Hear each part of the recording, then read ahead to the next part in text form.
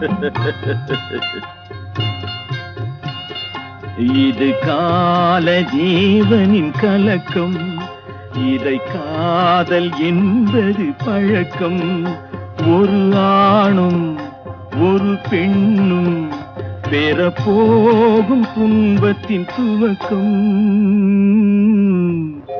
இது கால ஜீவனின் கலக்கம்.